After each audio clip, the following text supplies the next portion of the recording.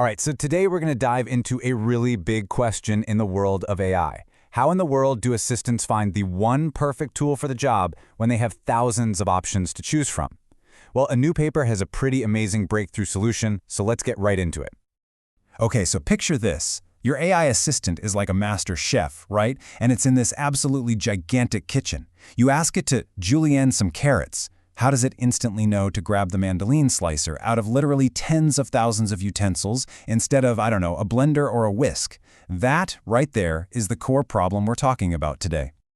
So here's the deal. As these AI models get smarter and smarter, they're getting access to more and more tools.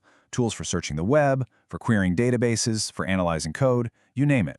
But this creates a huge search problem. I mean, how do you find that one right tool without getting totally lost in a sea of options? Well, you might think, why not just give the AI a list of all the tools every time? The problem is, you just can't. The research shows that for a system with only 26 tools, the descriptions alone can eat up over 4,600 tokens. And you can think of tokens as the AI's short-term memory. It's slow, it's expensive, and it absolutely does not scale. So, before this new breakthrough came along, developers were basically stuck. They were caught between a rock and a hard place, forced to pick between a search that was way too broad and another one that was way, way too narrow. And this slide really lays out that dilemma perfectly. On the one hand, you had the agent-first method. This is kind of like asking for a kitchen prep assistant. It's a decent start, but it might totally miss that super specific tool for, say, spiralizing zucchini, just because that little detail got buried in the general description. On the other hand, the tool-only approach finds the spiralizer no problem.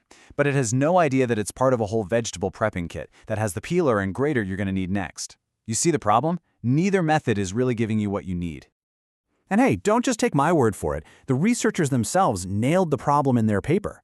They knew what was needed was a system that could see both the tiny, specific tool and the entire toolkit it belongs to all at the same time without some clunky two-step process. And that is where this new solution comes in. It's really elegant, and it's incredibly powerful. It's called Tool-to-Agent Retrieval, and it's designed to solve this exact dilemma.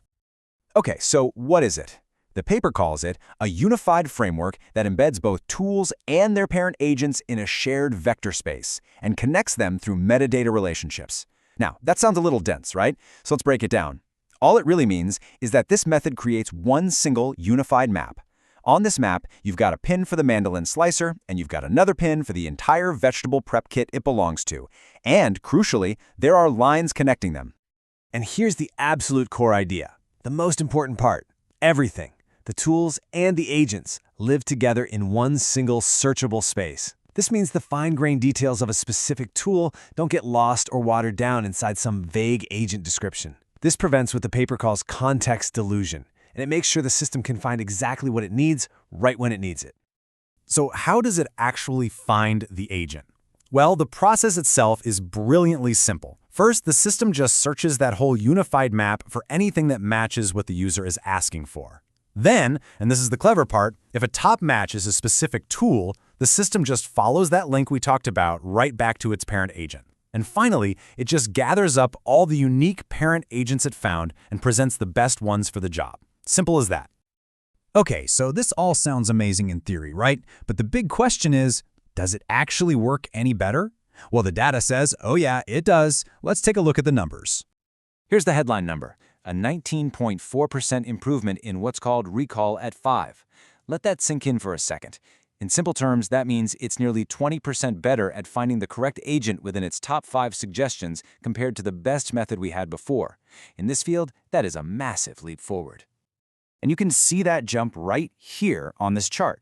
Look at the older methods, MCP0 and ScaleMCP. They're down here at 0.70 and 0.74. And then bam, look at Tool-to-Agent Retrieval, way up at 0.83. On a major industry benchmark, it's not just a little bit better, it is the clear winner, no contest. And check this out, it wasn't a fluke. This method worked great no matter which AI brain was running it. Whether it was OpenAI's model, Google's Gemini, or Amazon's Titan, the performance jump was always there. I mean, look at this. An incredible 28.8% improvement with Amazon's model. That's just wild. It proves the underlying framework is truly fundamentally solid. So what, right? What does all this actually mean for the future of AI? Well, this isn't just some small academic improvement. This has some serious real-world implications for building AI assistants that are way more powerful and reliable. So here's what you really need to remember.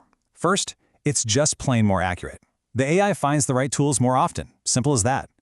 Second, it's built to scale. It's ready for a future with not hundreds, but thousands of tools. And third, and this might be the most exciting part, it's way better at those really complex multi-step jobs. You know, like asking an AI to plan an entire marketing campaign? Before, it might find a tool for writing ads, but completely miss the one for analyzing the results. Now, it's far more likely to see the whole picture and pull together the entire toolkit needed to get the job done right. So, this leaves us with a final, really exciting question. We're now building AI systems that can expertly navigate an entire ocean of capabilities. With a search method this powerful, the question is no longer if the AI can find the right tool. The real question is, now that it can, what incredible, complex problems are we going to ask it to solve next?